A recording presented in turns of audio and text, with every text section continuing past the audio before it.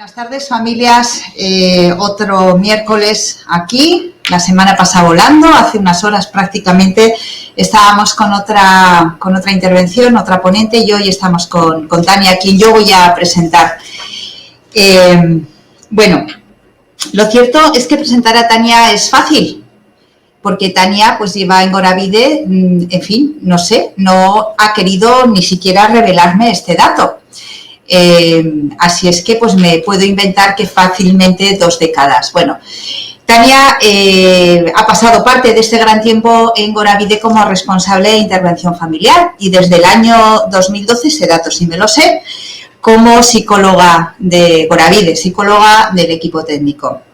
Bueno, en realidad lo más importante es que Tania, justamente por estas tareas que viene acometiendo desde hace pues probablemente cerca de 2 décadas, es una persona referente en el apoyo a familias y a personas con discapacidad intelectual en Goravide, en nuestra entidad. Bueno, la formación que Tania atesora pues es muy larga, ciertamente. Pues ella es psicoterapeuta de familia y pareja, es especialista en enfermedad mental y alteraciones de conducta en personas con discapacidad intelectual y un largo etcétera que no voy a relatar, porque en definitiva nos llevaría a perder un tiempo que en realidad le vamos a dar a Tania.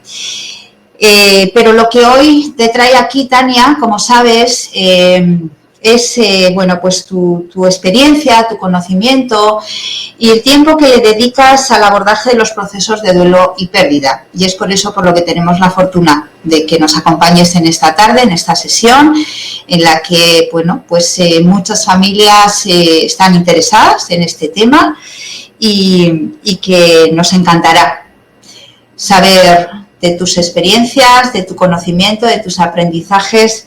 Así es que, bueno, pues Tania, muchísimas gracias por animarte en esta sesión que, como sabéis, lleva por título Acompañamiento en la despedida y el duelo. Tania, pues te escuchamos con mucho interés. Adelante.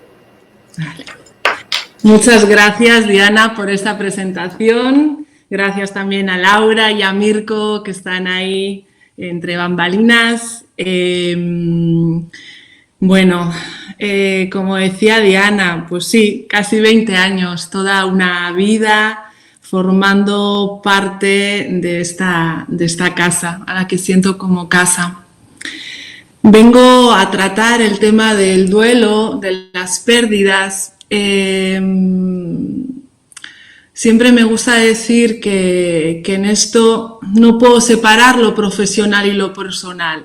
Si yo hace unos cuantos años me pongo a investigar y a acompañar a personas con discapacidad intelectual y sus familias en el duelo, no lo hago solo por una inquietud profesional, sino lo hago porque yo misma he sido atravesada en múltiples ocasiones por las experiencias de pérdidas y yo misma afronté momentos difíciles elaborando duelos, encontrándome con más obstáculos de los que verdaderamente me habría gustado.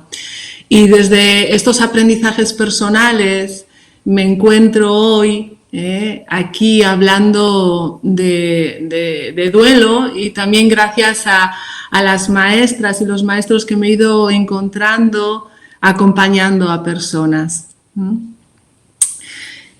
Querría agradecer también a todas esas personas que hoy, que esta tarde habéis decidido formar parte de este encuentro.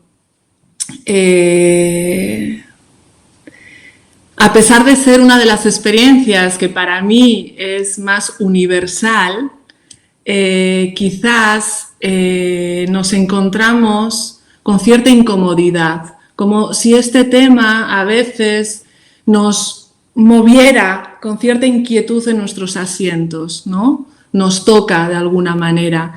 Y en especial sé que algunas de las personas que hoy estáis aquí escuchando, estáis tocadas especialmente, transitando el dolor por una pérdida reciente de alguien muy querido.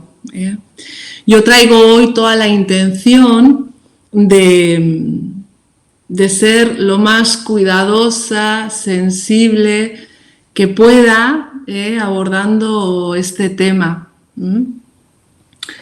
Reconozco que este no es mi hábitat, el estar delante de una pantalla y transmitir. Estoy más acostumbrada a desarrollar mi labor con la presencia física, con la mirada, pudiendo recoger, ¿no?, la comunicación no verbal de las personas que están conmigo en el grupo y desde ahí ir pudiendo acompañar, ¿no? Toda esta información yo no la tengo ahora, no os puedo ver, y es un tema que a veces, bueno, pues se agradece sentir, ¿no?, observar cómo va resonando en las personas. Esta mañana me levantaba, reconozco, con esta inquietud y me ha venido rápidamente como la conciencia de que más allá de lo visible, más allá del contacto físico, esto nos abre también la oportunidad de sentirnos parte y sentirnos conectada también desde lo invisible, ¿no? Y me venían ganas como de aprovechar unos segundos para traer una imagen, que podamos imaginarnos todas las personas ahora como si estuviéramos dentro de un campo energético, como si pudiéramos vernos como una red conectada por hilos luminosos que nos unen, cada una desde donde estamos en este momento, desde nuestras casas, los despachos, y sentirnos como un alma grupal, ¿no? Algo así como si nos conformáramos como una unidad, ¿no?, donde el latido de uno, yo lo siento, la pulsación mía se siente allá donde estáis, y donde lo que yo voy contando os puede ir resonando a cada una de las personas, y lo que os va moviendo también me puede llegar a mí, ¿no? Entonces, desde esta idea de red, que además sé que muchos miércoles estáis muchas de las personas aquí, pues esta sensación de red, de conexión, ¿no?, de sostén en este alma grupal, pues que nos puede ayudar a ir compartiendo este tema, ¿vale? Y vamos a ello. Hablamos de pérdidas, ¿no? Y quizás cuando alguien escucha la palabra pérdidas, lo primero que nos trae el imaginario es la muerte, ¿no? Pierdo a alguien querido. Y así es, quizás la muerte o nuestra propia muerte es esa gran pérdida. Sin embargo, a mí me gusta traer el concepto de pérdida como un concepto amplio, muy subjetivo, que si lo pudiéramos definir de una manera muy sencilla, podríamos hablar de algo que tuvimos y ya no tenemos, o algo que incluso quisimos tener y no llegó. Con esta idea amplia, si nosotros nos imaginamos desde que éramos bebés hasta el momento actual, o incluso proyectándonos, ¿no?, hasta nuestros últimos días, nos daríamos cuenta de la multitud de pérdidas que han atravesado nuestra historia. Desde que me quitan el pecho y me pasan al biberón, desde que un adulto decide que ya es momento de quitarme ese chupete que me da tantas satisfacciones, o ese momento en el que perdí mi juguete preferido, o quizás cuando yo era hija única y nació otra personita y ya ahí perdí esa posición de única. Todo esto son pérdidas también, esta que hemos estado sintiendo, ¿no?, en el último año, que es la pérdida del contacto físico. Esto también lo estamos viviendo como una pérdida. Los proyectos vitales truncados, que no salen como nos gustaría. A veces también perdemos creencias, ¿no?, que nos sostienen, que nos dan sentido y en un momento dado desaparecen, ¿no? A veces tenemos que cambiar de casa, dejar ese hogar que tanto recuerdos nos trae y pasar a otro lugar. A veces los hijos se independizan y nos encontramos con un nidito vacío, ¿no? Y yo tengo que revisar ahora cómo me coloco cuando ya no ejerzo tantos cuidados y ahora tengo que dedicarme a otras cosas. A veces también se pierde, ¿no?, ese bebé que no llega, la idea de ser madre, por ejemplo, las pérdidas de salud, enfermedades que llegan, diagnósticos que nos hacen, ¿no?, revisar de manera diferente nuestro futuro, migraciones, hay pérdidas económicas también. Y en lo relacional, pues cuántas amigas, amigos hemos ido dejando por el camino, relaciones sentimentales que eran muy importantes para nosotras. Incluso a veces la propia limitación o la prohibición se siente como una pérdida. Esto que estamos viviendo en confinamiento, el no puedo salir, no puedo ir a otro lugar, esto también se vive como una pérdida y esto genera frustración. Hay tránsitos vitales, el hecho de pasar del colegio a la etapa laboral, este tránsito pues también es una pérdida que requiere una adaptación. Y luego las muertes, ¿no? Muchos hemos vivido muertes de mascotas muy queridas y obviamente todas las muertes, ¿no?, de nuestros seres queridos. En este sentido observamos o podemos deducir que hay pérdidas claramente permanentes, es decir, esta persona que estaba ya no está conmigo o este proyecto en el que yo participaba ya no está, ya no participo, ¿no? Pero también hay otro tipo de pérdidas ambivalentes. Por ejemplo, estas son frecuentes también en relaciones de pareja que terminan, pero que mantienen un hijo o una hija en común y siguen teniendo que tener una relación o espacios de encuentro para toma de decisiones o para participar en cosas importantes. Y ahí puede darse una pérdida un poco ambivalente, porque sigo teniendo que tener contacto aunque la relación se haya terminado. Este tipo de pérdidas también nos las encontramos, por ejemplo, en desapariciones, personas que no sabemos en qué situación se encuentran, si han muerto o siguen, ¿no?, en paradero desconocido. Esto también puede ser algo que cuando yo albergo la esperanza de recuperación de esa persona, el duelo puede complicarse, ¿sí? También tenemos pérdidas transitorias, por ejemplo, estas que estamos viviendo son transitorias. Sabemos que durante un tiempo no vamos a poder abrazarnos, ni hacer visitas a seres queridos, ni hacer reuniones. Esto es una pérdida transitoria que durante un tiempo tengo que sostener, pero que sé que, bueno, pues pasado un periodo voy a poder recuperar, ¿no? Y también hay pérdidas anticipadas, esas que yo puedo anticipar, pues porque hay un deterioro progresivo, por una enfermedad, y sé que naturalmente llegará ese momento, pero también las hay inesperadas, súbitas, En función de cómo sea el tipo de pérdida, lo veremos más adelante, podemos anticipar una mayor complicación en la adaptación a esta pérdida. Lo que nos queda claro con esto que decimos en relación a las pérdidas a lo largo de la vida es que la pérdida es cambio, ¿sí? Y había un psicólogo, Kurt Lewin, que decía que todo está en un equilibrio precario, ¿sí? Sin embargo, todavía estamos aferradas un poco a la idea de que todo va a perdurar eternamente, ¿no? Y en verdad, lo que sabemos y lo que constatamos es que la vida es una sucesión de cambios y de pérdidas. Y a eso vamos a lo largo de la vida aprendiendo a manejarnos con ese cambio inevitable, porque nadie puede hacer nada para evitarlo. ¿Y por qué nos duelen tanto las pérdidas, ¿no? Una podría pensar en eso. ¿Por qué, no? Hay psicólogos clásicos como Bowlby que habló sobre la teoría del apego.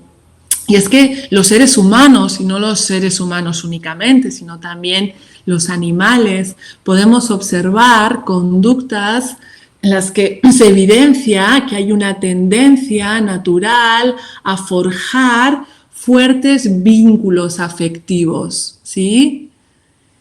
¿Y por qué hacemos esto? Pues porque gracias a estos vínculos, las personas, los seres, cubrimos una necesidad de las más básicas, en ocasiones tan básica que nos garantiza la supervivencia, y es la necesidad de seguridad. En la medida en la que yo me apego a alguien importante para mí, o a veces también a cosas, o a veces también nos aferramos a creencias, a ideas, yo siento seguridad. Y lo natural es que cuando ese objeto, esa persona se separa, se distancia o desaparece, lo natural es que surja una respuesta de ansiedad, ¿sí? Bien. Y esto es natural, y es natural que cuando pierdo algo querido, intente volver a recuperar este objeto de apego. Bien. Y una vez que comprendemos que las pérdidas forman, ¿no?, parte inevitable de nuestra vida, hablamos del duelo, ¿no? ¿Qué es el duelo? El duelo puede tener, bueno, infinitas definiciones en función de autores, de perspectiva, de modelos que sigan. Yo aquí he optado por una de las más sencillas para mí, pero que con mucha claridad nos pone el foco en qué es esto del duelo, ¿vale? El duelo viene de una palabra latín, dolus, que nos habla de dolor, ¿no? De algo a mí me duele, me convierto de alguna manera en un ser doliente. Y el duelo lo que habla es que estamos en un proceso de adaptación, por el que yo tengo que pasar al haber sufrido una pérdida. Esta es una definición de Worden, un autor muy conocido en el acompañamiento en duelo.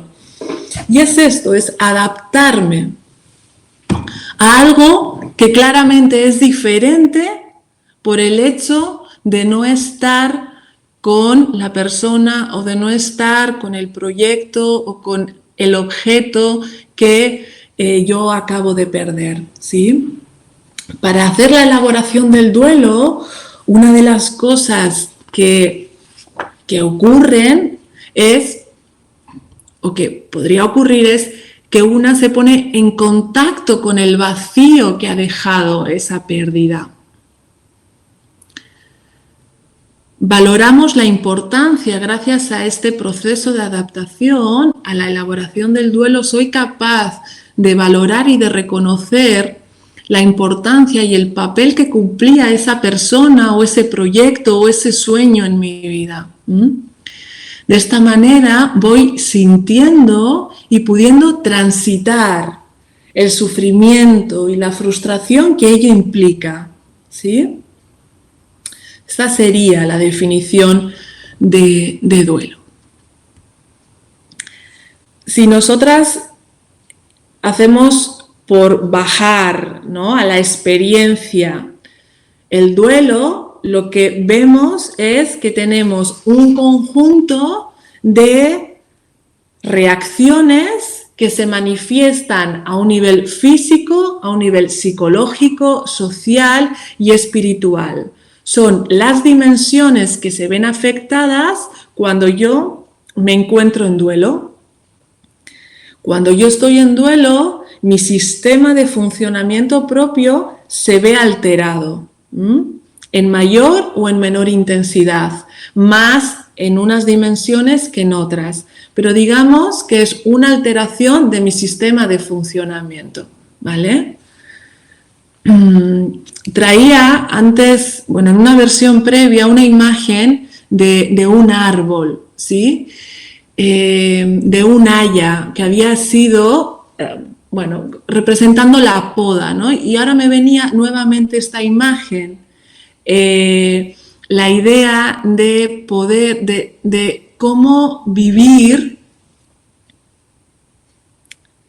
aquello que ha cambiado, aquello que ya no tengo. Es decir, en mi funcionamiento sufro la experiencia de la pérdida y algo cambia, ¿sí? Y por ejemplo, cuando yo estoy en duelo, a nivel físico, ¿qué sensaciones puedo llegar a experimentar?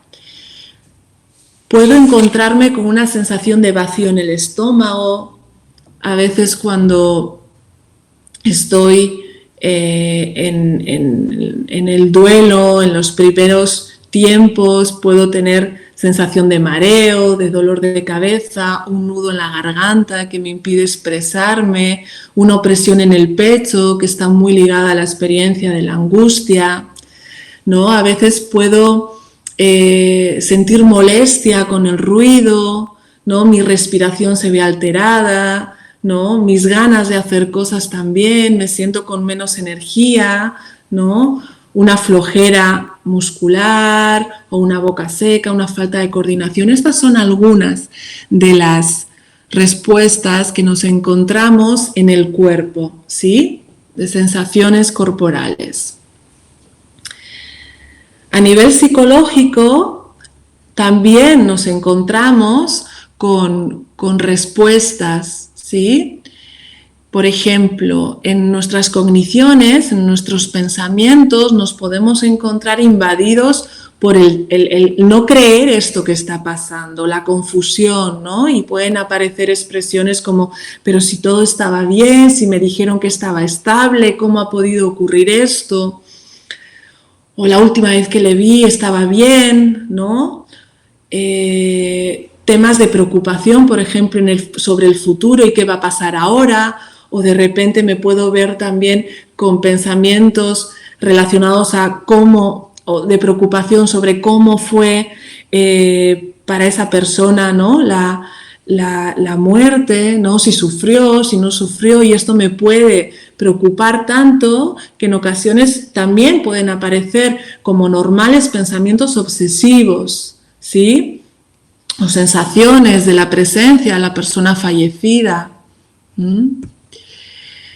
A nivel psicológico también nos podemos encontrar con una afectación en el mundo emocional, ¿no? Aquí a veces tenemos las emociones más básicas, a veces veía por ahí que decías, es un poco triste, sí, a veces las pérdidas nos conectan con la tristeza y es natural que nos sintamos así.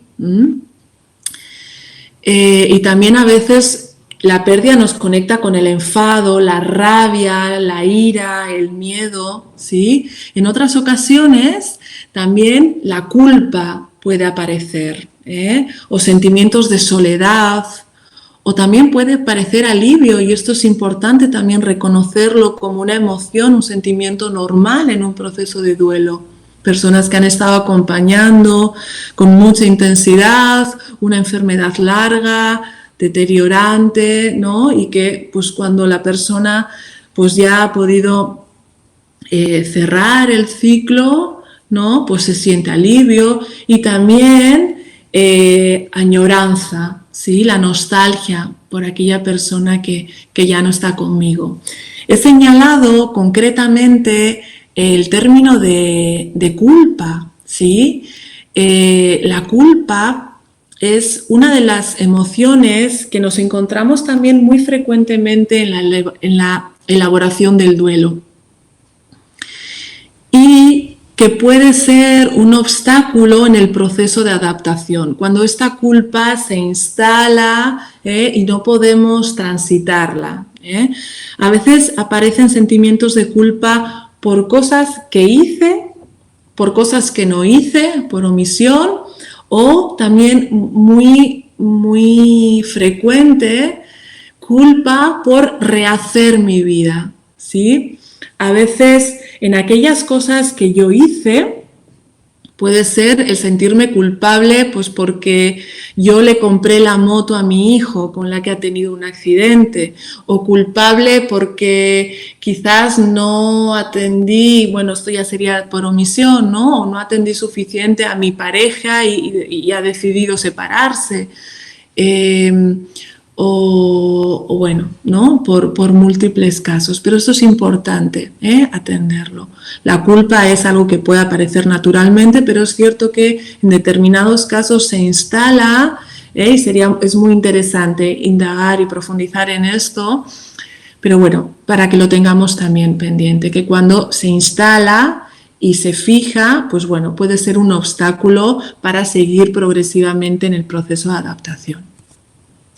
Y por último, a nivel conductual, en una situación de duelo nos encontramos con posible alteración del sueño, del apetito, nos podemos manifestar como con mayor irritabilidad o con una mayor apatía, no tengo ganas de hacer cosas, ¿no? Pueden aparecer sueños, pesadillas, el llanto. Puedo hacer por evitar cosas que recuerdan a esa persona o todo lo contrario, o por buscar a la persona, llamarla, guardar objetos de recuerdo o ir a lugares que me recuerden a esa persona. De la misma manera que veíamos que puedo estar muy apática, también puedo entrar en mucha hiperactividad y querer hacer cosas. Los suspiros. Por ejemplo, también en discapacidad, acompañando a personas con discapacidad, también me he encontrado a nivel conductual la aparición de muchas preguntas que se repiten, ¿no? La misma pregunta, ¿y cuándo va a venir papá? ¿Y cuándo va a volver papá? Esto me lo he encontrado. Y luego también, bueno, lo pongo yo expresamente porque es frecuente a veces con personas que quizás tienen menor capacidad expresiva, aparece todo como muy orientado hacia la conducta, ¿no? Y pueden manifestar conductas desafiantes, alteraciones de conducta, ¿sí? En ocasiones me he encontrado con personas que se expresaban a través de pellizcos, su irritabilidad, su disconfort, ¿no? Su extrañeza sobre la situación, ¿no? Aumentaba mucho la frecuencia del pellizco, ¿no? Como conducta con cierto contenido agresivo. También, por ejemplo, ligado a bajadas de apetito. En contexto residencial también me encontraba con momento de comedor y persona que tira el plato de comida, ¿no? Es de alguna manera una manifestación conductual de otros síntomas o de alguna necesidad que nos está cubriendo. También podemos encontrarnos acumulación de cosas,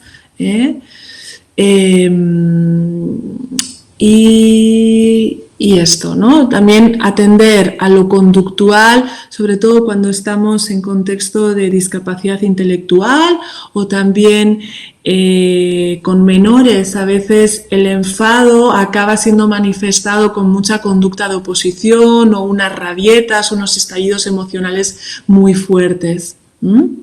Y está ligado con la expresión necesaria de lo que a esa persona le está pasando y quizás no tiene otros recursos para hacerlo. Obviamente, el ámbito social, aquí también encontramos reacciones, dificultades para manejarse en lo relacional, un mayor aislamiento, estas actividades que me interesaban ya empiezo a desconectarme, ya no disfruto con ellas como antes. Y también nos encontramos con la respuesta en el ámbito, en la dimensión espiritual, y esto nos liga a intentar buscar un significado a la pérdida. Es frecuente también encontrarnos con pues, ideas de hostilidad hacia Dios, no puede ser un Dios justo si ha permitido que esto ocurra. También nos encontramos con cambios en la escala de valores o las creencias acerca de la vida. Esto lo encontramos mucho, por ejemplo, personas que han pasado por una enfermedad, cuando se han visto confrontadas con la enfermedad, incluso con su propia muerte, hay algo que pasado ese periodo se transforma, cambia, ¿no? Y cosas que le importaban o en las que invertían mucha energía se percatan que esto ya no tiene sentido. Vale. Esta dimensión espiritual no es necesaria, abordarla o que aparezca en todos los casos. No siempre estamos abiertas a esta dimensión. Cuando hablamos de la dimensión espiritual, no necesariamente hablamos de la dimensión religiosa, sino como esto que os decía de buscar un sentido a la pérdida, ¿no? Un beneficio a la propia pérdida, como un aprendizaje a partir de lo perdido. Bien, hasta aquí la revisión de todas las dimensiones que se pueden ver afectadas mientras una persona se encuentra en duelo. ¿Todas las personas pasan por estas reacciones? No. ¿Todas pasan con la misma intensidad? No. A veces los duelos o la conexión con el dolor depende de algunos factores que señalo aquí. A veces hay que atender a cuáles han sido las circunstancias de la pérdida. ¿Era una persona cercana? ¿No era una persona cercana? ¿Ha sido una pérdida repentina, traumática o era una pérdida natural, esperada? Esto es importante, porque es cierto que hay pérdidas traumáticas, pérdidas acumulativas, es decir, que coinciden varias en muy poco tiempo, que pueden afectar a la elaboración del duelo. Igualmente, el carácter es otra variable que hay que tener en cuenta para analizar cómo una persona va adaptándose al duelo. Hay variables de personalidad que influyen, hay características personales de la propia persona doliente o que se está adaptando a un cambio en la vida que influyen. Llevándonos a un extremo, no es lo mismo que una persona, con un funcionamiento cotidiano dentro de la normalidad, se puede llegar a sentir cuando entra una pérdida a, por ejemplo, una persona que está en un proceso depresivo y de repente en ese estado de fragilidad se suma una pérdida importante, ¿vale? No es lo mismo. Aquí también observamos que los estilos de afrontamiento influyen, ¿sí? Y estos estilos de afrontamiento pueden estar ligados también al tipo de apego que nosotros hemos ido generando desde nuestra infancia, ¿vale? Vemos que hay estilos de afrontamiento más ligados al pensar, ¿sí? Más intelectuales, más racionalizadores. Busco razones, busco comprender desde la mente qué es lo que está pasando. A veces uno se instala en el pensamiento para no hacer. Hay otras personas que afrontan una pérdida desde el hacer y hago para no sentir, para no sensibilizarme con esto que ha ocurrido. Y también hay otras personas que son más emocionales y que tienden a sentir con mucha intensidad para no olvidar eso querido y eso deseado, ¿vale? Importante aquí, no hay ningún estilo de afrontamiento mejor ni peor, ni uno es el bueno ni otro es el malo, ¿vale? Lo importante es atender a si el estilo de afrontamiento es muy rígido, si este se cronifica, porque siendo así, quizás sí podemos anticipar,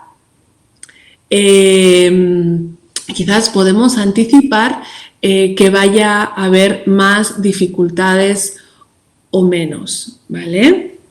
Hay diferentes maneras de afrontar la pérdida.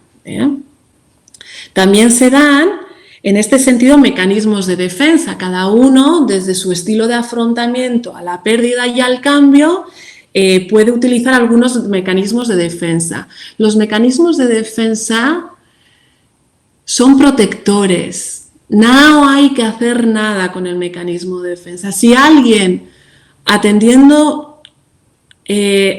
enfrentándose a una pérdida está en la negación, esta negación tiene un sentido y una funcionalidad.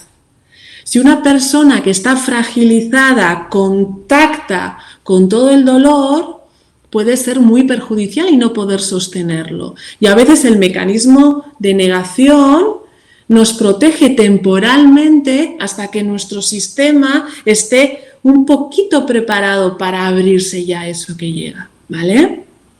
Entonces a veces es frecuente, sino encontrarnos con este deseo, ¿no? De decir, no, esta persona debería, ¿no?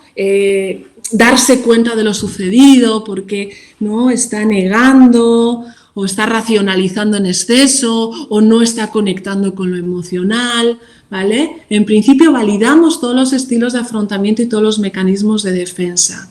Esto es importante, todos tienen una función en cada momento. Lo que vamos a ir es acompañando, ¿vale? Para darnos cuenta de si podemos flexibilizar en un momento o podemos entrar a otra tarea en la que poder ya, por ejemplo, contactar con la emoción, porque igual antes no podía o no estaba preparada.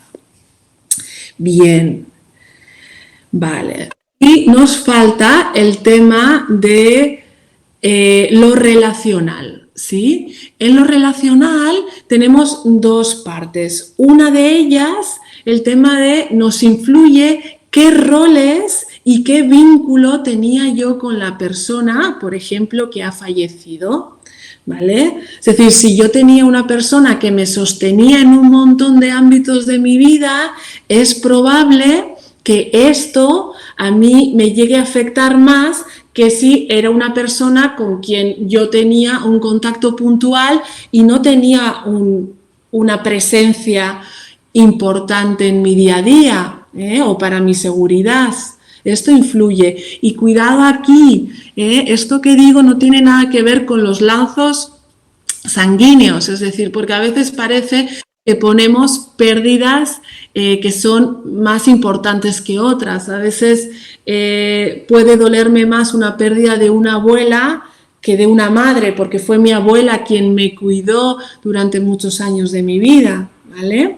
Y también en lo relacional influye en la adaptación a la pérdida el soporte social que yo tenga. Y aquí tenemos que estar atentas también, porque en ocasiones muchas de nuestras personas que conocemos, personas con discapacidad, su red de apoyo es mucho más limitada y menos diversa que las que podemos tener otras personas. Y esto también es un factor de protección frente a una posible complicación en el duelo, ¿vale? Entonces, circunstancias de la pérdida, el carácter de la propia persona que está enfrentando la pérdida y cuestiones relacionales con respecto a la persona fallecida y con respecto a mi red de apoyo que me puede llegar a sostener en estos momentos son factores a tener en cuenta para poder ver hasta qué punto, con qué intensidad voy a estar afectada en mi funcionamiento en el duelo. ¿Sí? Bien, vale, sobre el duelo, si hiciéramos un ejercicio de que cada persona que estamos aquí detectáramos qué ideas o qué creencias tienen sobre el duelo, tendríamos un listado mucho más amplio que este. Estas creencias falsas sobre el duelo vienen de la cultura, sociedad, vienen incluso de influencia de lo que profesionales hemos ido transmitiendo y que luego ha ido cambiando, pero que quedaron ahí, ¿no? Bueno, algunos de ellos son esto de que el tiempo lo cura todo, ¿sí? El tiempo no cura nada, el tiempo ayuda en función de lo que yo haga durante el paso de ese tiempo. También aparece esto de que expresar el dolor me hace daño. Si conecto con la tristeza, me duele. Bueno, puede doler, pero un ratito, y este dolor nos ayuda a luego estar mejor. De hecho, hay muchos estudios que han demostrado la importancia y el beneficio que tienen las lágrimas a nivel fisiológico, a nivel hormonal. Hay cosas que cambian y se regulan y que nos ayudan a estar mejor, ¿vale? La idea falsa de que expresar mi dolor hace daño a los demás. Bueno, expresar el dolor no hace daño. Lo que puede conseguir es sentirme escuchada, que me conozcan mejor por lo que estoy pasando y recibir más apoyo. Expresar dolor es señal de inadecuación. A veces tenemos la idea de que expresar dolor y tristeza es signo de debilidad. Y como nos movemos en una sociedad que nos ha enseñado fundamentalmente que es el éxito, el ganar, el estar bien, alegres, pues a veces sentimos esto, que es inadecuado, que no es correcto o que es de debilidad, todo lo contrario, ¿sí? Y esta idea de que el dolor debe ser expresado en la intimidad también falso. Yo lo he escuchado muchas veces de familias que me decían, Tania, es que yo no quiero que me vea mi hijo llorar. ¿Sí? Yo me meto a la cama y es en ese momento que aprovecho a llorar. Bueno, somos seres relacionales y el dolor debe ser expresado también en las relaciones. Necesitamos un otro que nos escuche y que nos acompañe. A veces también cuando nos permitimos expresar el dolor delante de otra persona, esto sirve para sentir el permiso y sirve también para ser modelo de cómo puede ser una expresión de emoción ligada a una pérdida. Aquí también es muy sugerente poder pensar en cómo se ha expresado el dolor y la tristeza en mi familia. ¿Vale? A veces una se da cuenta que en su contexto familiar la manera de expresar el dolor se hacía de una manera y no de las otras. Entonces eso también nos da referencias de en mi sistema familiar ¿se permitía expresar el dolor y la tristeza o no? O la rabia. ¿Qué emoción costaba más expresar dentro de mi familia? Porque eso de alguna manera también lo llevaremos a nuestra edad adulta, a otras relaciones y a otros contextos. Bien, ligadas a personas con discapacidad también hay muchos mitos y falsas creencias, desde que no se enteran, mejor no contarles nada, si para qué hacerles sufrir, si además para qué van a participar en rituales, si lo van a pasar peor. Bueno, todos estos mitos son mitos, es decir, falsos, ¿vale? Se creen, pero es bueno sacarlos para demostrar que no tienen un fundamento, ¿vale? En resumen, hablando sobre el duelo, sabemos que no es una enfermedad, simplemente un proceso natural y espontáneo de adaptación a una pérdida. No hay dos duelos iguales, por mucho que busquemos, ¿sí? Esto es un proceso único e individual. No hay duelos buenos ni duelos malos, ¿sí? Hay otras cosas que podremos atender, pero en principio cada proceso es único e individual, y cada uno se sufre y se duele como sabe y puede en cada momento.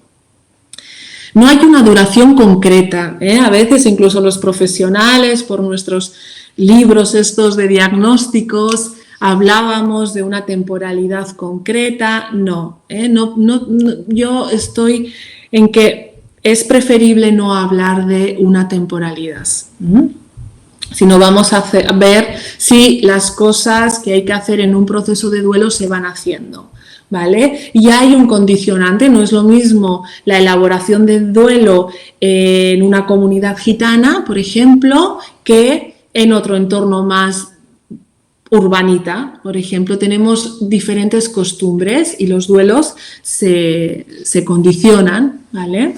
En algunos entornos es muy frecuente y de cultura mantener el luto, estar durante 3 días, ¿no?, velando al difunto. Bueno, hay diferentes maneras de afrontar el duelo en función de la cultura. Y vamos ya a esto que son las tareas del duelo. No me meto mucho en esto, en explicar ¿Por qué un modelo de tareas y no un modelo de fases? Hoy en día, a nivel terapéutico y de acompañamiento en duelo, nos movemos más dentro de las tareas del duelo, aunque quizás lo que a todas nosotras más nos suenen son las fases del duelo, de Bowlby o de Kubler-Ross, bueno, profesionales que son muy relevantes también en esto. Hoy en día hablamos de tareas del duelo, es decir, qué cosas vamos a tener que hacer cuando me adapto a una pérdida. La primera tarea, aceptar la realidad de la pérdida, ¿sí? La segunda, elaborar el dolor de la pérdida. La tercera, adaptarme a un mundo sin esa persona, sin ese objeto o sin ese proyecto que yo deseo.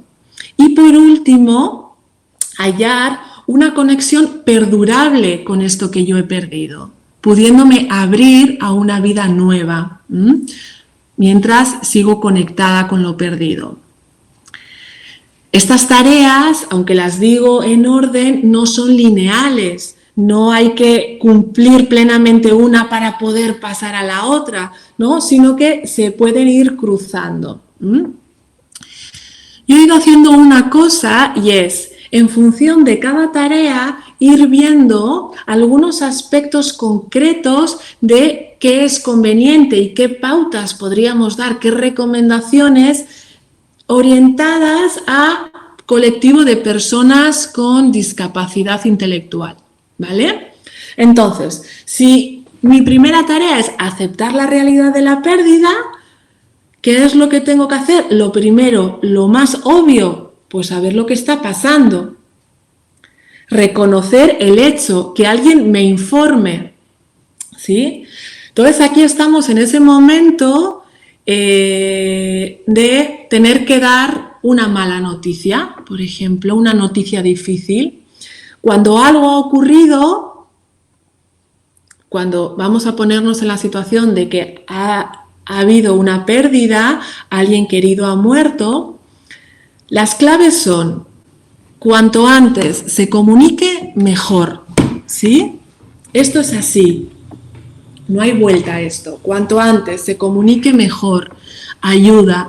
Es algo que se va a tener que hacer tarde o temprano, con lo cual, mejor en el momento que se recibe la noticia o lo antes posible. Para dar la noticia, ¿qué sería importante? Escoger el lugar. Un lugar privado donde yo sepa que no va a haber interrupciones. Cuanto más familiar sea para la persona, mejor, porque se va a sentir más confortable en ese lugar, porque tiene referencias. ¿Quién tiene que dar la noticia? Esto es también otra pregunta muy frecuente. Para mí es claro, la persona de mayor confianza para la persona, en este caso vamos a imaginarnos una persona con discapacidad a la que le tenemos que dar la noticia. La persona de confianza, una cercana, ¿vale? A veces nos han pedido o me piden apoyo para dar esta noticia. Yo siempre acepto, pero manteniendo, si la familia no necesita para sentirse más segura porque está muy ansiosa, pero estando la familia, estando alguien de referencia para la persona, porque yo no soy la persona de mayor referencia. Yo puedo estar presente como un elemento que puede brindar seguridad en un momento dado, pero lo más recomendable es que cuanto más cercana, mejor. La idea es decir la verdad, ¿vale? Con un vocabulario sencillo, directo, y en este caso la palabra muerte se utiliza con facilidad, es decir, la idea es hacerlo fácil. Me está viniendo, mira, un recuerdo que yo tengo. Yo era pequeñita, no sé si tendría 7, 8 años. A esa edad tuve una de mis primeras pérdidas, murió mi primer abuelo, mi abuelo paterno. Yo recuerdo que yo me daba cuenta de que algo pasaba, porque no tenía ni idea de que esto había ocurrido, pero es cierto que mi padre y mi madre pues no estaban en casa, yo estaba con mi abuela materna, que era muy frecuente porque vivíamos en el mismo edificio. Pero yo sabía que, bueno, mis padres iban a trabajar, volvían y compartíamos el final de vida, el final del día. Pero eso no sucedía y yo ya intuía pues que algo pasaba diferente a lo habitual. Lo cotidiano se había alterado. Y recuerdo que mi padre vino una noche y de forma muy cariñosa, eligiendo un lugar de privacidad, con contacto físico, con mucho cariño y de una manera directa me dijo: cariño, tengo una noticia triste que darte, y es que Aitite ha fallecido. En ese momento, yo recuerdo cuando posteriormente ya de adulta fui trabajando estas pérdidas, recuerdo que durante unos instantes me quedé paralizada, bloqueada, y a la vez mi mente buscando por todo el espacio esta palabra que yo había oído alguna vez, que era fallecido. ¿Qué significaba? En el momento que yo conecté con que fallecido era muerto, realmente me di cuenta de lo que me estaban diciendo y pude contactar con la tristeza, fui acompañada por mi aita. Pero digo esto y cuento esta anécdota personal también para darle valor al vocabulario sencillo, a utilizar la palabra muerte, porque de niños hemos aprendido a que los animalitos se mueren, a que esta planta se muere, ¿no? Y esto ayuda a la comprensión. Además, sabemos que en la generalidad, ¿no? Por ejemplo, las personas con discapacidad, generalmente, hay excepciones, pero tienden más a un pensamiento concreto, ¿sí? Con lo cual, utilizando palabras sencillas, les ayudamos en la comprensión, ¿vale? A veces también es necesario explicar cómo ha ocurrido y lo podemos explicar con sencillez, ¿vale? Todos los eufemismos, esas palabras de se fue, ya duerme, se ha ido al cielo, es algo muy común en nuestra cultura, tampoco nos vamos a latigar, ¿vale? Pero sí que es cierto que sabemos que no ayuda. A veces las personas con discapacidad tienden a una interpretación muy literal de las palabras, ¿no? Entonces, por ejemplo, si nosotras utilizamos el se fue, pues entonces algo que ellas pueden entender es ¿y que cuándo vuelve? ¿Sí? O, por ejemplo, con esto del ya duerme, pueden conectarse también con miedos de si yo luego me voy a dormir, a ver si yo también me puedo morir, ¿no? Entonces, cuanta más claridad mejor, ¿vale? Vale. Luego, en estos casos siempre es importante que si algo de esto ha sucedido, podamos informar a esas personas de referencia de la red de apoyo de la persona, porque van a ser también claves para poder dar los apoyos. Cuando entramos a esto, ¿no? De cómo se habla, cómo hay que dar la noticia, siempre sale esto de adaptar la información a la edad cognitiva, y yo sumo también a las características de la persona. A ver, cuando hablamos de la edad cognitiva, esto también lo vemos mucho cuando vemos cómo dar noticias a niños y a niñas, porque por su desarrollo evolutivo, en función de la edad, vamos viendo que pueden alcanzar una comprensión de un vocabulario de otro, ¿sí? Para mí, yo intento no complicarme mucho con esto, porque yo creo que las personas nos conocemos, entonces sabemos intuitivamente también hasta qué punto va a comprender la otra persona. Y además esto no es lo más relevante, porque incluso aunque alguien no me pudiera comprender totalmente, el hecho de comunicarlo y el hecho de acompañarlo con otras sensaciones y la propia energía de lo que ahí se está transmitiendo también llega, y esto lo vemos también con personas con más necesidades de apoyo, que ni nos planteamos hasta dónde comprenden, ¿no? Y esto puede ser así.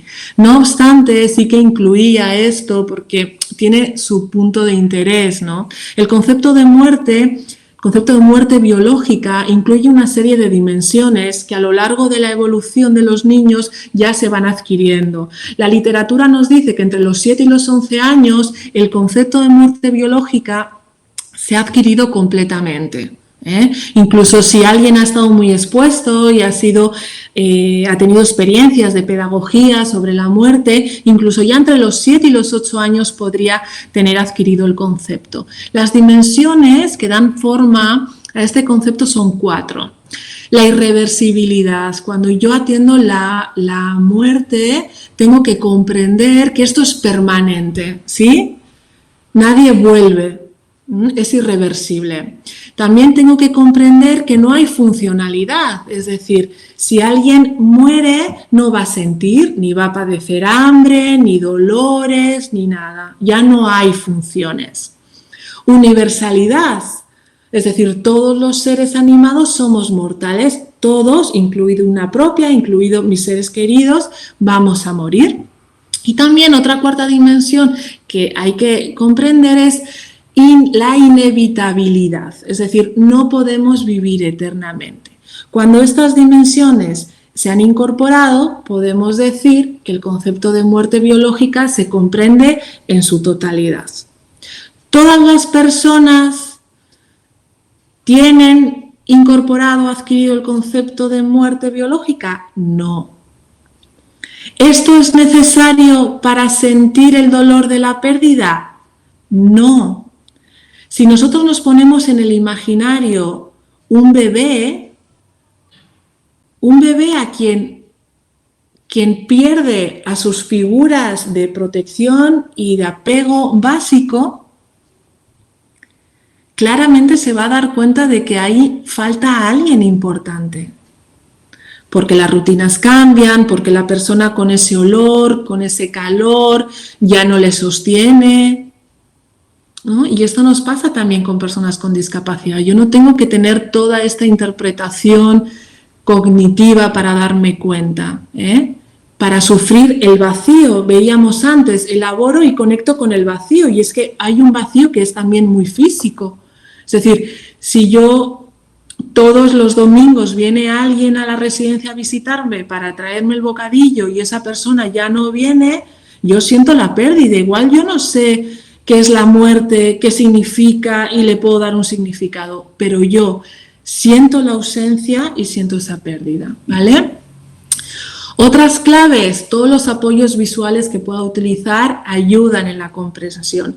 Importante también no preocuparnos porque haya que repetir la información. A veces las personas con discapacidad, no todas, pero algunas, pueden tener más limitaciones en la memoria y se benefician de que la información relevante les sea repetida.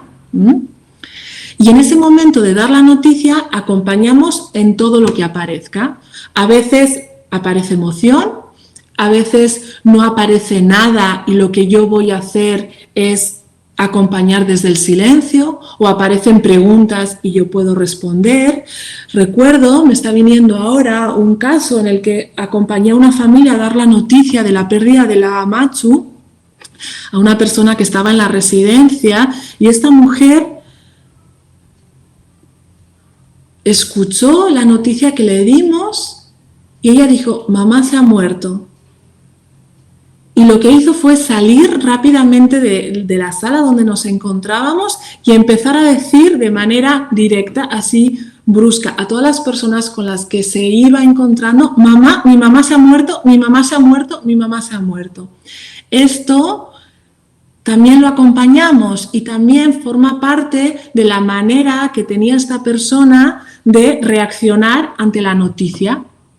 Y también está bien, Bien, bueno, aquí ponía una tabla donde no voy a entrar, si alguien tiene curiosidad podríamos ir, ¿no? Con esto de las noticias y del acompañamiento, cuando estamos con una persona que está en una pérdida, hay algunas palabras que decimos que ayudan y otras que no ayudan, ¿vale?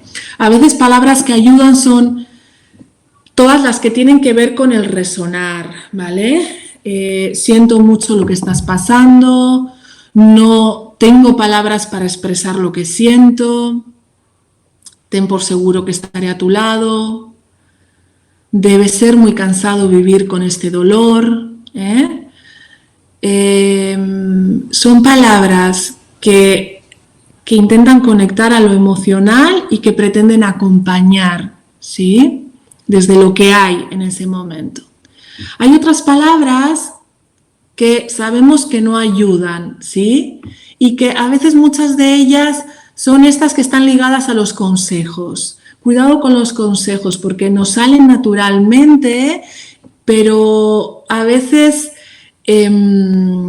colocan una exigencia y es que muchas veces tampoco nos han pedido los consejos y los damos, ¿sí? Entonces ahora tienes que ser fuerte, a esa persona le gustaría verte bien y tú intenta distraerte, esto es lo que hay que hacer, ¿no? Todo lo que venga con el tienes que o deberías que, por ahí no va la cosa, ¿vale? Y todas estas que pues el tiempo lo cura todo o todos tenemos que morir, bueno, cuidado, ¿vale?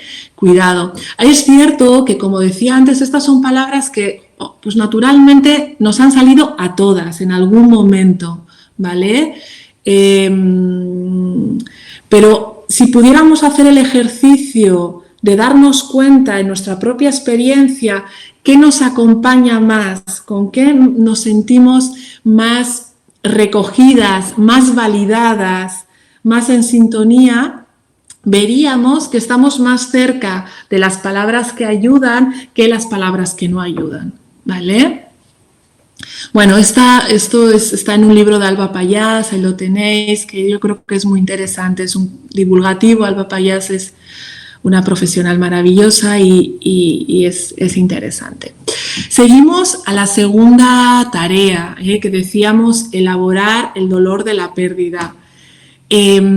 Aquí lo que nos toca es abrirnos al dolor y de la que nos abrimos al dolor poder sentirnos acompañadas, ¿vale?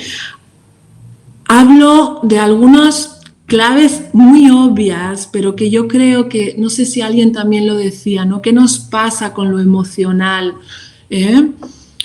Bueno, pues no estamos acostumbradas a manejarnos ahí, pero reconocer 4 puntos básicos. Todas las emociones son necesarias, quizás algunas las vivimos con más destreza que otras o con más comodidad o más incomodidad, pero todas son necesarias.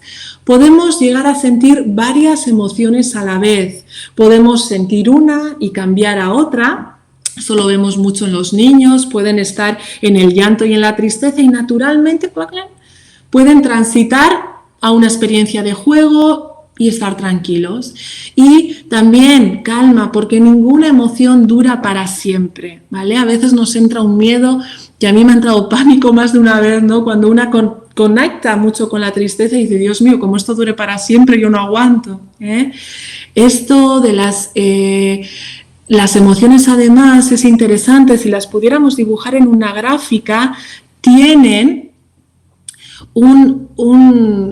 una regulación propia, ¿sí? Es decir, yo puedo sentir una emoción, sube, llega así como al máximo y naturalmente lo que ocurre es empieza a bajar, ¿sí? Entonces, a veces nos puede dar la tentación cuando vemos a alguien con mucha conexión en lo emocional, porque está llegando aquí a este pico, es como interrumpirla, ¿no? Como hacer algo porque está llegando aquí, o nosotras mismas nos sentimos muy conectadas aquí.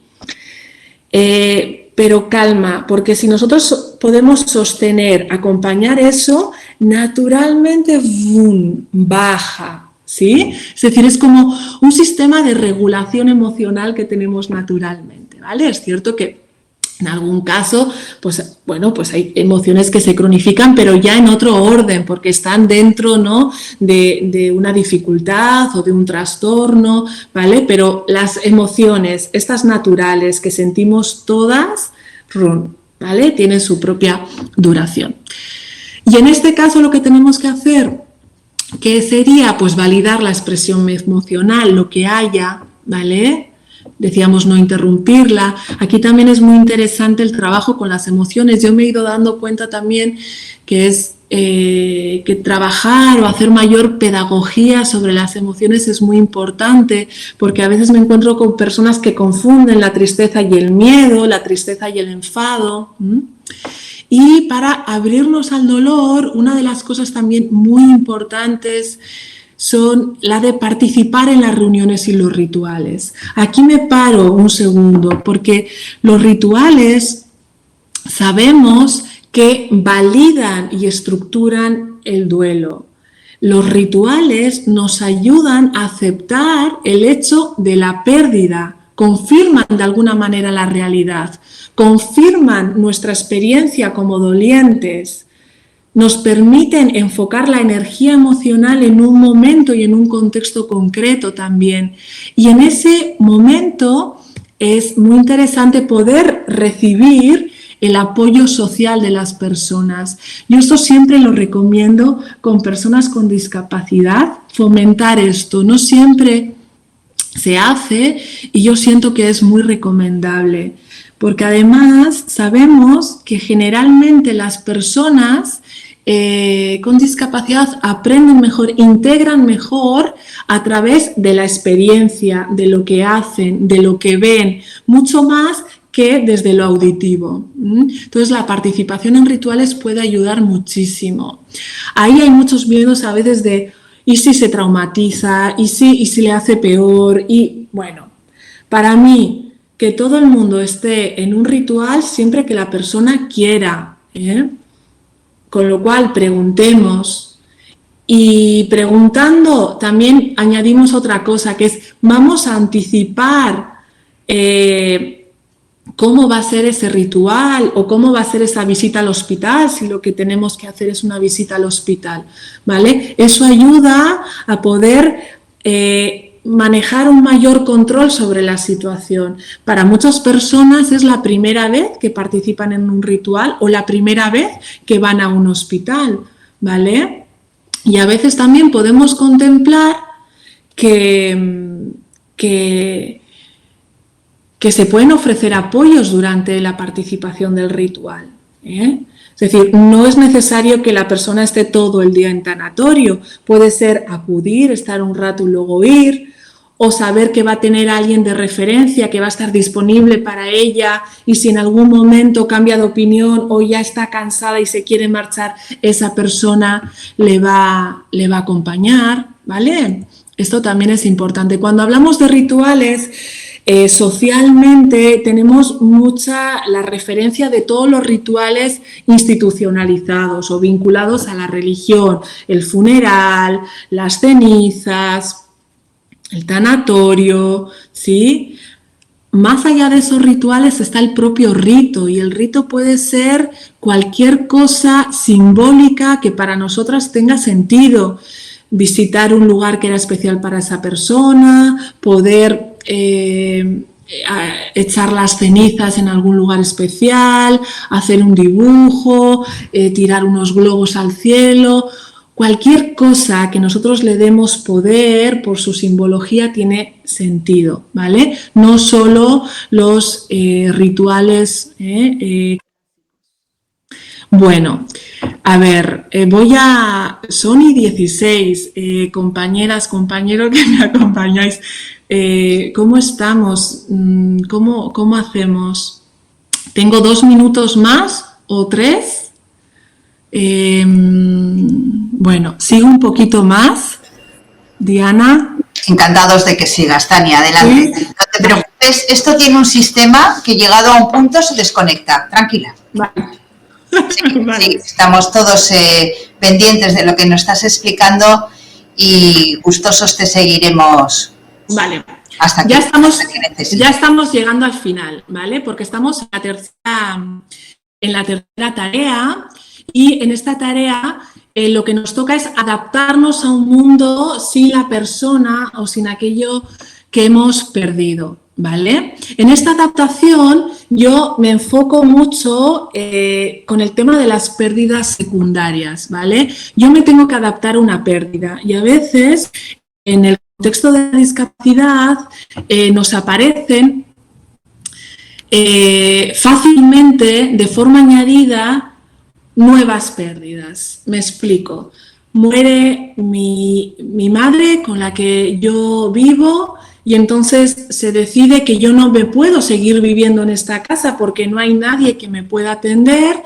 Entonces tengo que ir a una residencia. Además, yo trabajaba, pero como allá donde voy es un lugar que no tiene acceso a mi taller o no hay conexiones de transporte, pues me puedo encontrar que estoy enfrentando la muerte de mi madre, mi cuidadora principal, durante toda mi vida, un cambio de domicilio, una adaptación a un contexto residencial, a sus rutinas, una pérdida de referencias de barrio, de comunidad y de trabajo. Entonces, esto nos puede complicar muchísimo la adaptación al duelo, ¿vale? Entonces, aquí, atención.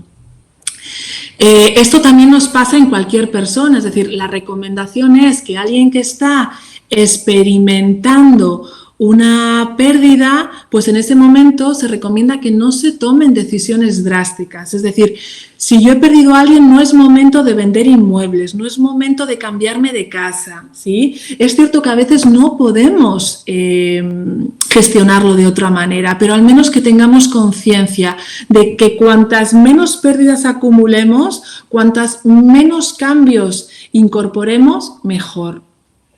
Y en esta adaptación a un mundo, sin la persona o sin aquello que hemos perdido, lo importante también es que demos seguridad y estabilidad dentro de nuestras posibilidades, que cuidemos esos hábitos y esas rutinas que nos siguen manteniendo con cierta orientación, ¿vale? Porque si no, puedo sentir que todo a mi alrededor se desestabiliza y eso emocionalmente, psicológicamente puede tener un impacto, ¿vale? Antes hablábamos de los roles que tiene la persona que ha fallecido, por ejemplo, ¿no? En este sentido, es decir, si para mí es fundamental ese domingo en el que yo voy con mi padre a San Mamés a ver el partido de fútbol, si esa persona ya no va a estar, es importante que cuanto antes pueda aparecer una nueva persona que pueda cubrir eso que para mí es importante. De hecho, a veces estos salen y ahora, ¿quién me va a hacer esto? ¿O quién me va a cuidar cuando, si Aita no está, quién me va a ir a buscar al autobús? ¿Sí? Y esto es importante, ¿no? Tenerlo en cuenta para dar seguridad y calma. Y por último, la cuarta tarea, que es esta de hallar una conexión perdurable con la persona, puede ocurrir, es la última y puede ocurrir que sea a veces la más difícil o la que nos vaya costando un poquito más. Es la tarea donde ya yo me voy recolocando, puedo recordar lo perdido sin estar intensamente activada en lo emocional, puedo seguir estando en el vínculo, pero pudiendo empezar a reorientar mi energía, a colocarme, ¿no? en poder abrirme a lo nuevo, ¿eh? Aquí también aparecen cosas que hemos hablado de las despedidas agradecidas, de reconocer, ¿no? ¿Qué me ha enseñado la pérdida? ¿Qué aprendizajes me trae? Bueno, por último, esto del duelo es como si nos imagináramos a un bebé gateando, ¿sí? En ese gateo que de repente se pone en pie, pero vuelve a gatear, pero no, en este proceso de transitar del gateo al empezar a andar. Lo importante en el duelo es que vayamos pudiendo conectar con dos manos, ¿sí? En este tránsito, a veces conectadas con el dolor, con el recuerdo y otras veces también pudiendo estar en la distracción, en el hacer, en olvidarme por un rato. Es como si entráramos, esta es una metáfora, ¿no? de ir en la conexión y en la desconexión, porque el duelo puede ser una experiencia estresante, ¿sí? Entonces es ir pudiéndonos permitir en este tránsito hasta que ya podamos andar solos, solas, esta conexión con el recuerdo, con la emoción y también con el permiso para desconectar, para olvidar y para distraerme. Y poco a poco, ¿no?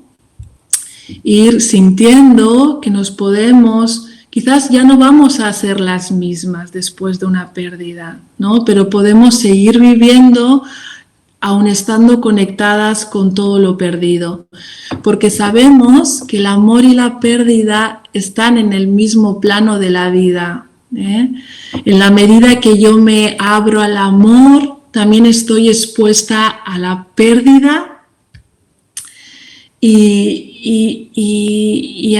ahí nos encontramos, ¿sí? En la confianza de que gracias a esas pérdidas también yo me puedo conectar con un amor, ¿no?, que tenía hacia la persona que ya no está o hacia aquello que deseaba y ya no se encuentra, ¿sí?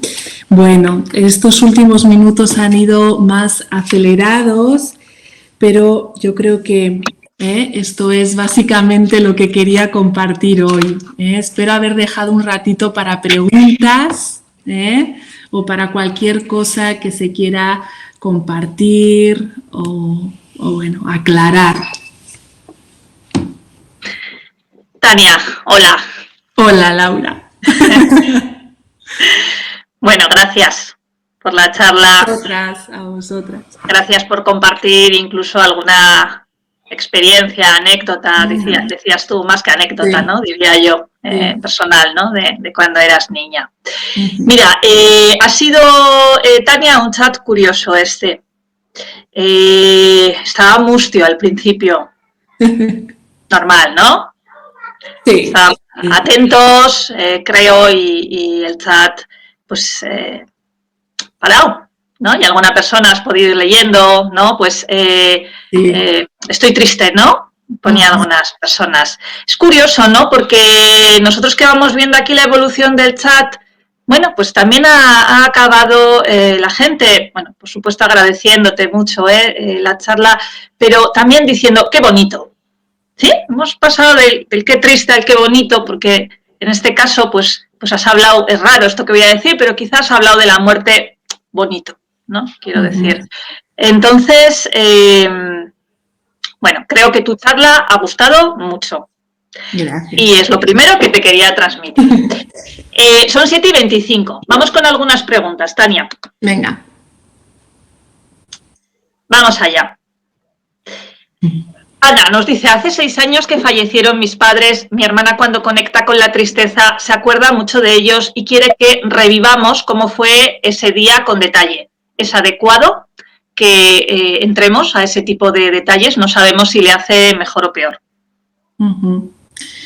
Sí, pues bueno, natural, ¿no?, que aparezca esta pregunta. Claro, ahí... Primero, claro, me gustaría, lo que me sale naturalmente es querer saber un poco más, ¿no? En esto que yo intentaba transmitir, no hay 2 duelos iguales, no hay 2 personas iguales, incluso la misma experiencia ante 3 hermanos, 3 hermanas, cada uno lo va a vivir de manera muy diferente. Para mí es una necesidad poder revisar o poder traer al recuerdo a la persona fallecida. Con lo cual yo diría que es natural que alguien quiera recordar. Además, no olvidemos, yo no he dicho una cosa, no me ha dado tiempo, pero hemos hablado de la noticia cuando se va a dar o de los acompañamientos cuando se ha dado la pérdida recientemente, pero luego a lo largo de la vida hay aniversarios, hay cumpleaños, hay fechas señaladas y ahí naturalmente pueden aparecer la necesidad de volver a traer. Quizás una persona más emocional busque volver a contactarse con los recuerdos para sentir muy vívido la presencia todavía, ¿no?, de la persona que ya no está. Yo no veo problemático esa búsqueda de volver a recordar cómo fue. Habría que indagar un poquito más. ¿Qué pasa? ¿Qué le pasa a la persona después de entrar en ese recuerdo? ¿No? Si está durante varios días afectada o si su conducta, su funcionamiento se ve alterado. Pero digamos que el duelo no se cierra, ¿no?, totalmente, sino que de alguna manera podemos seguir reviviendo en momentos concretos. Gracias, Tania. Mira, Inés dice, a mi hijo de 14 años con discapacidad y dificultad para el pensamiento abstracto, al morir su abuelo, lo que más me costó explicarles dónde estaba ahora. Enterrado me parecía tétrico y que podía darle miedo, el cielo demasiado etéreo, y quizá le impedía visualizarlo y cerrarlo. ¿Cómo hay que decirlo? Bueno, pues yo hablaba antes de decir la verdad. Y si pues el familiar ha sido enterrado en el cementerio, pues es que está enterrado. Luego ya veremos qué pasa con esa información, pero empezar a buscar otras versiones o otras palabras que puedan resultar menos impactantes, yo en principio tiraría a eso, a la verdad. Inés, esta misma mujer, también respecto a su hijo, dice, mi hijo también ahora mismo está transitando de la infancia hacia la adolescencia. Le está costando mucho ver la oportunidad de esta nueva etapa. ¿No? Quedarnos más anclados, ¿no?, en lo pasado, sin capacidad de ver las posibilidades de futuro. Sí, hablábamos también, ¿no?, de que los tránsitos vitales pues es un momento también de cambio muy importante y que requiere un trabajo de adaptación también, ¿no? Entonces, pues ahí también movernos un poco entre validar, ¿no?, pues el beneficio que a esta persona le aporta todavía estar un poco en la niñez, ¿no?, y a la vez ir sugiriendo, ¿no?, lo nuevo como oportunidad, pero no entrar solo a las oportunidades sin recoger, es que qué cierto y qué bien se vivía, ¿no?, siendo chiqui, ¿no? Esto también está ahí y poco a poco yo entiendo que irá dándose una adaptación progresiva. Validar, ¿no?, lo que decías, palabras que acompañan. Bueno, Tania, están entrando de verdad un montón de comentarios, ¿vale? Gracias por llevar este tema difícil también, me ha sido de mucha ayuda, gracias por haberlo tratado así, bueno, ha sido una gozada. Bueno, Tania, tú que estabas ahí como... Bueno, es que además empiezo a leer nombres y es que claro, también aquí hay mucha gente que me son fans tuyos, ¿no? Como yo a ellos, ¿no? Entonces, bueno, pues Paqui, Lidia, Javier... Bueno, ha habido en el chat algunas aportaciones interesantes.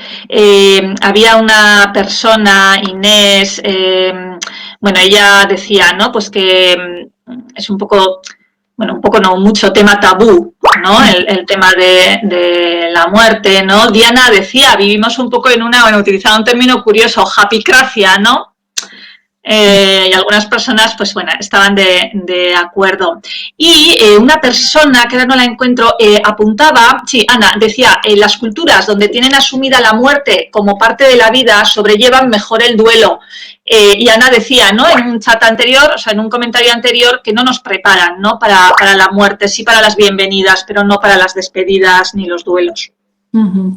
Completamente de acuerdo. En la medida que nosotras naturalizamos la muerte, las pérdidas, eso, porque al final yo pensaba al inicio, o preparando la charla, que decía, esto lo podríamos haber titulado cómo vivir los constantes cambios de la vida, cómo afrontarlos, porque las pérdidas son cambios. Pero es cierto que nuestra sociedad, tristemente, pues ¿a qué nos enseña? A ganar, al éxito, a la productividad, a los logros, y esto es lo que se premia, ¿no? Entonces, todo lo que nos conecta con la vulnerabilidad, con la pérdida de control. Es decir, esto es un cambio de un paradigma lineal, racional, de control, a algo donde yo asumo mi propia vulnerabilidad, donde yo puedo estar en la confianza y en naturalizar que todo es finito, que en verdad esto nos lleva ahí a la impermanencia, ¿no? Y que todo, como decía, está en un equilibrio aparente, pero que no es así, y todo está en constante cambio y cambio, ¿no? Ojalá haya más pedagogía de la muerte, ojalá todas y todos nos permitamos hablar de esto con otra naturalidad y también aprender todos a qué pasa con las emociones. qué nos ocurre, ¿no?, cuando somos tocados por el sufrimiento ajeno. Tania, Susana nos dice: ¿cómo les preparo a los hijos para mi muerte? Estoy con una enfermedad grave, lo hablo con ellos, espero a que pase. Bueno, yo desde aquí también ofrezco a Susana, ¿no?, quizá Tania, pues la oportunidad quizá de hablar de una manera más íntima y particular, ¿no? Pero bueno, Susana nos lanza esta pregunta y yo, por supuesto, te la lanzo a ti. Claro. Susana, pues gracias por hacer la pregunta y desde luego que estaré encantada de, si es necesario, contigo y con todas las personas que lo necesitéis, pues bueno, estoy disponible dentro de Goravide. Para mí, yo lo que diría en relación a esto es: todo lo que podamos preparar, todo lo que podamos anticipar, nos ayuda a ir adaptándonos a lo que venga. En la medida que yo voy tomando conciencia de un proceso, me voy preparando, me voy empoderando. Si no, la sensación puede ser de mucha vulnerabilidad. Y comprendo que, claro, una siente también la propia carga, ¿no?, de lo que ella está pasando, en este caso Susana, y también la preocupación de hacerlo. Pero yo siento que en la medida que esto nos permitimos abrirlo, hay algo que se libera. Y esa carga y esa preocupación de cómo lo hago, cuándo lo hago, y si, cuando se libera con la mayor naturalidad posible, con la sencillez, hay algo que se va transformando y permite a toda la familia ir haciendo un trabajo muy bello, durante la enfermedad, la final de vida, la muerte. Gracias, Tania. Bueno, dicen, ¿no?, algunas personas, ha sido una tarde emotiva, evocadora, ¿no?, de seres queridos que ya no están, ¿no? Esto yo creo que a todos nos ha pasado hoy, ¿no? Todos hemos recordado un poco a nuestra gente. Bueno,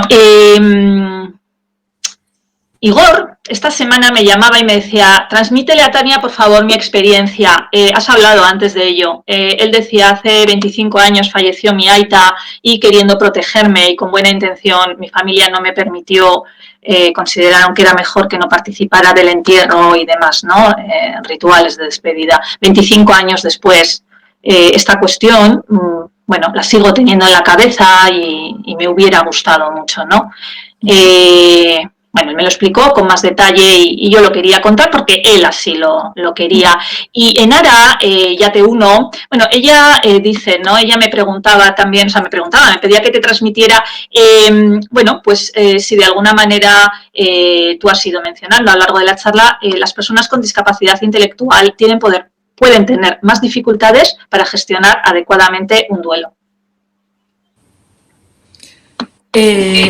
Vale, o sea, primero, en relación a la pregunta de Unai, o al comentario de Unai, bueno, yo creo que con su experiencia, yo creo que se manifiesta, ¿no?, claramente lo necesario que puede llegar a ser formar parte de la familia, tener una posición y desde ahí poder participar en todo lo que a la familia le compete, y los rituales es una parte de ello, ¿no? Tanto es así que 25 años después esto está muy presente. Sí. Ahí yo le diría a Unai que también pueda... Es Igor, perdona, Tania, por nombrarle bien, no te preocupes, vale, perdona, pero... No, es Igor. Igor, ¿no? Que yo también le diría a Igor que esto se puede hablar, aunque hayan pasado 25 años, que puede buscar un espacio con su familia para expresar esto que siente, lo que le habría gustado, quizás para también manifestar que esto no quiere que vuelva a pasar. Y también, incluso 25 años después, se pueden hacer rituales de recuerdo de aquello que pueden sanar, porque a veces es cierto que por uno u otro motivo no podemos estar presentes, ¿no?, en momentos importantes, pero el ritual en sí mismo tiene tal poder simbólico que muchos años después se puede crear algo bonito para despedir a esa persona, para sentirse partícipe, ¿no?, de un ritual de recuerdo, de despedida. Sí, gracias, Tania. Y perdona, Enara, sí, la pregunta es... Sí, en resumen, sí, mayores dificultades para personas con discapacidad intelectual para gestionar el duelo? No, yo diría que no necesariamente. O sea, yo me he enfocado mucho en aquellas cosas que nos pueden ayudar y otras que nos pueden complicar. En la medida que una persona con discapacidad intelectual tenga los apoyos necesarios, el duelo puede ser manejado con la naturalidad que se puede manejar un duelo y sin necesidad de encontrarse con grandes obstáculos en el camino. Pero es cierto que hay otros elementos que si no los cuidamos, pues nos lo pueden complicar. Pero al igual que el resto de población, diría yo, el resto de personas. Bueno, Tania, pues más o menos chat y preguntas te lo he ido contando. Son, bueno, menos 20. Hemos tenido que apretar aquí un poquito en la recta final, pero bueno, estaba la charla súper interesante y bueno. Diana, te doy paso para que despidas a nuestra invitada y a la sesión como es debido. Bueno, poco queda ya que decir después de este rato tan intenso. Bueno, me queda agradecerte, Tania, ¿no? Este rato que nos has regalado, la verdad. Nos ha encantado, hablo por todos, hablo por mí, pero estoy convencida de que hablo por las 30 y muchísimas, en algún momento 40 personas que hemos estado escuchándote sin perder ripio y las 34 que seguimos todavía. Y eso que, bueno, pues quien más o quien menos querrá ir a cenar. Así es que, de verdad que tómalo como, bueno, pues una tarde que nos ha regalado. Muy bien. Pues muchísimas gracias, estaba encantada y bueno, y también insisto en mi disponibilidad a través de teléfono, email, para quien necesite, pues ponerse en contacto conmigo, pues que así lo haga con toda confianza. Pues por supuesto que te tomamos la palabra para, bueno, ya te vamos a llamar en otra ocasión, no te preocupes, porque te notamos que te has quedado como con ganas. Bueno, y al resto de las familias que todavía estáis aquí, pues desearos una estupenda semana. Sabéis que nos volvemos a ver el próximo miércoles, también a las 6. Y en la semana que viene tendremos con nosotros a Sare Sarrionandía de la Universidad de Deusto, una investigadora que está en este momento trabajando con un grupo de familias de Goravide en un programa de desarrollo y bienestar personal y que estamos seguras que también será una sesión maravillosa y que nos aportará muchas claves prácticas para nuestro día y elementos de reflexión. Así que, bueno, pues ya sabéis que el próximo miércoles a las 6, pues aquí nos vemos otra vez en el programa contigo. Buenas noches y nada, que sea una feliz semana. Agur. Agur.